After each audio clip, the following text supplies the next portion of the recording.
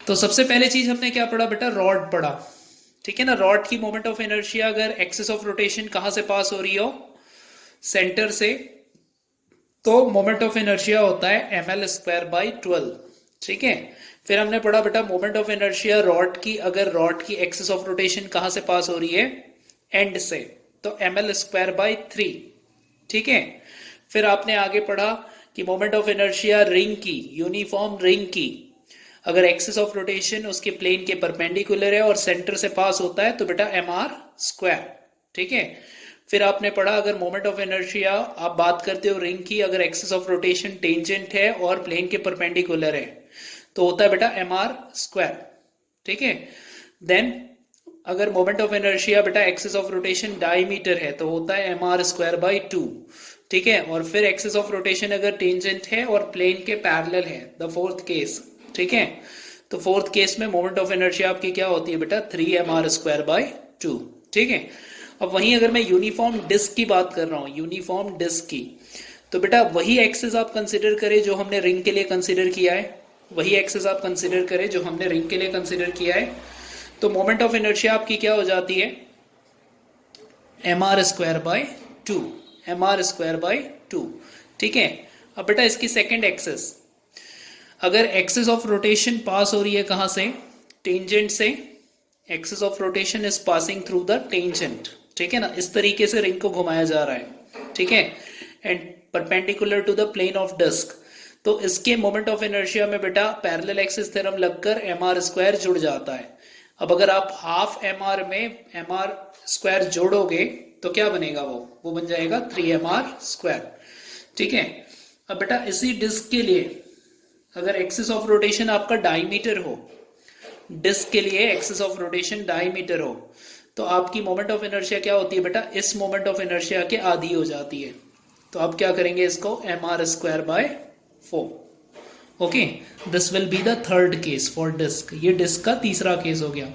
ठीक है, अब डिस्क का बेटा चौथा केस क्या बनता है, हम लोग यहाँ देख रहे हैं, यहाँ पर देख रहे हैं कि डिस्क की चौथी केस क्या बनी थी।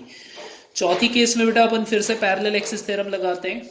ठीक है ना, एक्सिस ऑफ रोटेशन अगर टेंजेंट है और कहां से पास हो रहा है, एक्सिस ऑफ रोटेशन अगर टेंजेंट है बेटा और पास हो रही है कहां से, प्लेन के पैरेलल।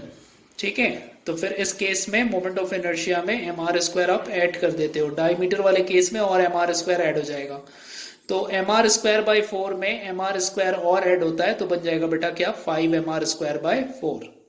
तो ये इन शॉर्ट हमने रॉड, रिंग और डिस्क की सारी मोमेंट ऑफ इनर्शिया हमने देख ली है। ठीक है, चलिए अब आपको याद होगा बेटा कल हम लोग पढ़ रहे थे क्या, रेडियस ऑफ गायरेशन। मैंने बोला था कि मैं ये आपके लिए फिर से रिपीट करूंगा कि रेडियस ऑफ गायरेशन क्या होता है, रेडियस ऑफ गायरेशन की। ठीक है, अब बेटा गायरेशन क्या है समझिए, जैसे हमने अभी रिंग की मोमेंट ऑफ इनर्शिया निकाली, ठीक है ना, उस एक्सिस के लिए जो इसके सेंटर से पास हो रहा हो और इसके प्लेन के परपेंडिकुलर हो। ठीक है ना, वो इनर्शिया हमको निकल के आए बेटा I = mr²। ठीक है ना, I = mr²। अब थोड़ा सा ध्यान दे, ये एक्सिस बेटा सेंटर से पास हो रही है और रिंग के प्लेन के परपेंडिकुलर है। ठीक है, नाउ एक चीज आप सुनिए, जो रिंग है बेटा वो रिजिड बॉडी है। रिंग कौन सी बॉडी है, रिजिड बॉडी है। तो अगर हमने एक m मास का रिंग लिया है जिसकी रेडियस r है, तो वो एक्सिस जो इसके सेंटर से पास होती है और इसके प्लेन के परपेंडिकुलर हो की मोमेंट ऑफ इनर्शिया mr² होती है। ठीक, अब बेटा आपका कॉन्सेप्ट क्या बोलता है, अगर ये पूरे मास का मैंने एक पॉइंट मास कंसिडर किया, इस पूरे मास के इक्वल मास का मैंने एक पॉइंट मास कंसिडर किया। पॉइंट मास सबको मालूम है, जहां पूरे का पूरा मास बेटा एक पॉइंट पे सेंटर्ड हो, that mass is point mass. ठीक है, तो ये मैंने क्या कंसिडर कर ली बेटा, पॉइंट मास। अब इस पॉइंट मास की जो मोमेंट ऑफ इनर्शिया है, ठीक है ना, वो इक्वल हो जानी चाहिए किसके, रिजिड बॉडी के, मतलब mr² के। ठीक है, तो उस पॉइंट मास को जितने भी डिस्टेंस पर रखा गया होगा एक्सिस ऑफ रोटेशन से, उस पॉइंट मास को जितने भी डिस्टेंस पर रखा गया होगा वो डिस्टेंस कहलाती है बेटा रेडियस ऑफ गायरेशन। ठीक है ना, रेडियस ऑफ गायरेशन मतलब एक एक्सिस ऑफ रोटेशन से डिस्टेंस, जहां अगर रिजिड मास के इक्वल मास का पॉइंट मास अगर कंसीडर हो तो उस मास की बेटा मोमेंट ऑफ इनर्शिया सेम हो जाएगी, उस पॉइंट मास की मोमेंट ऑफ इनर्शिया सेम हो जाएगी जो कि आपके रिजिड मास की इनर्शिया होती है। ठीक है ना।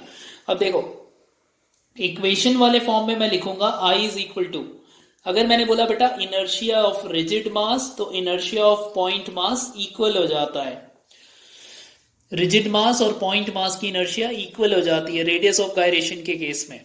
ठीक है। अब रिजिड मास की इनर्शिया अगर आप आई लिखते हो तो आपको पता है बेटा पॉइंट मास की इनर्शिया कैसे निकालते हैं हम लोग, inertia is mass into distance का स्क्वायर। इनर्शिया क्या होता है बेटा, मास और डिस्टेंस का स्क्वायर, तो I is equal to M के स्क्वायर।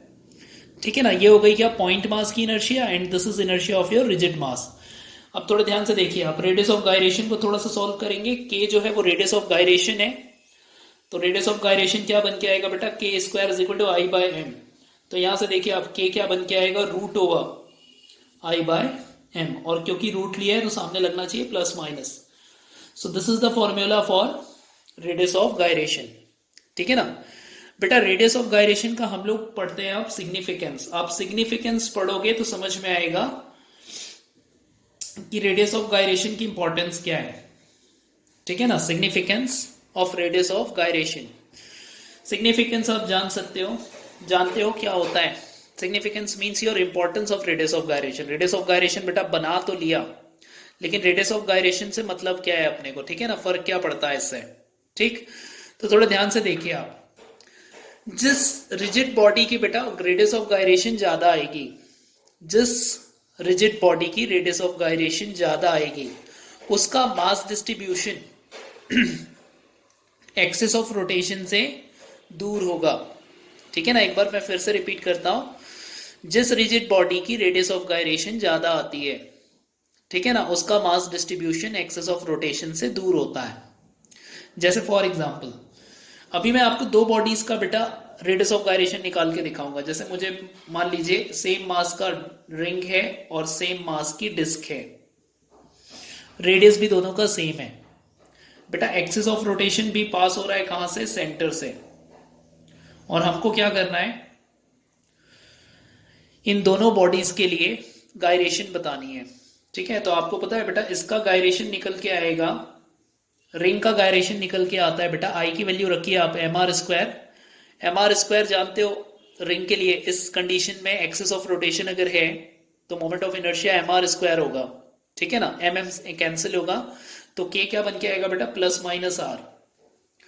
जब अपन बात करते हैं किसकी, रिंग की, तो रिंग की जो गायरेशन है, रिंग के लिए गायरेशन बेटा बन के आ रहा है प्लस माइनस आर।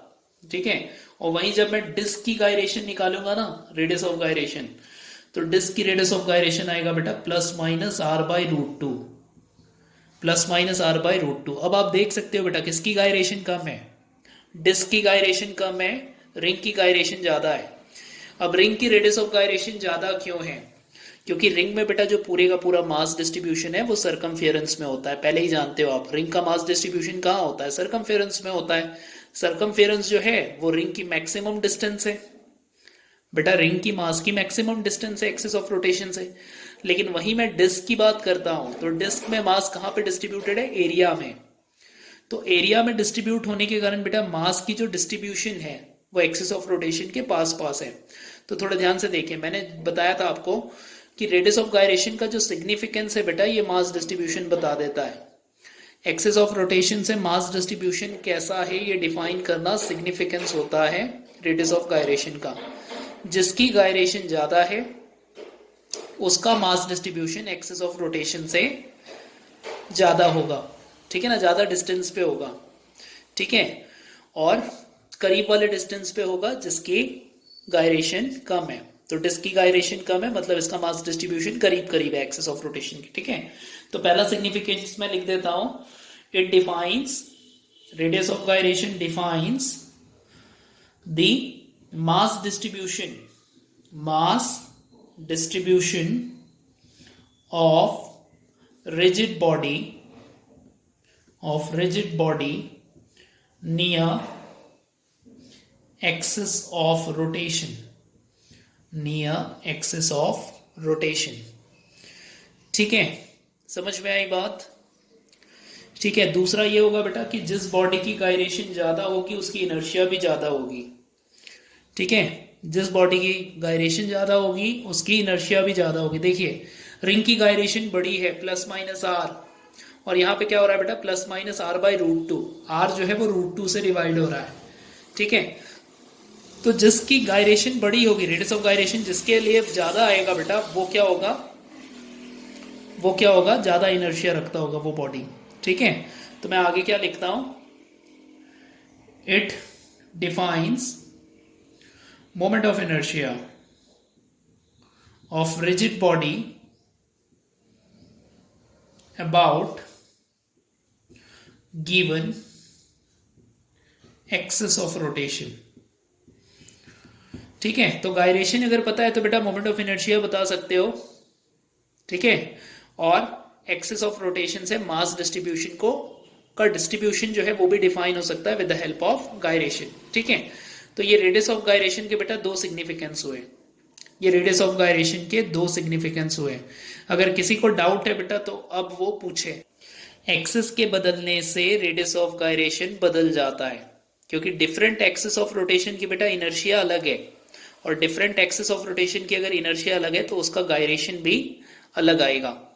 अगर मैं रिंग के बेटा सेंटर से पास होने वाले और उसके प्लेन के परपेंडिकुलर, ठीक है ना, पास होने वाले एक्सिस की बात कर रहा हूं तो उसकी इनर्शिया एम आर स्क्वायर लिखते हो आप। लेकिन बेटा यही एक्सिस अगर टेंजेंट होता और प्लेन को परपेंडिकुलर होता तो इनर्शिया होता है 2mr स्क्वायर, तो आई की वैल्यू हो जाएगी 2mr स्क्वायर। ठीक है, तो उस कंडीशन में रेडियस ऑफ गायरेशन बदलेगा। तो अगर आप मुझसे पूछोगे कि डिपेंडेंसी क्या क्या है रेडियस ऑफ गायरेशन की, तो बेटा रेडियस ऑफ गायरेशन और मोमेंट ऑफ इनर्शिया की डिपेंडेंसी दोनों सेम होती है। ठीक है ना, अब हम लोग लिखने भी वही वाले हैं। ठीक है, आप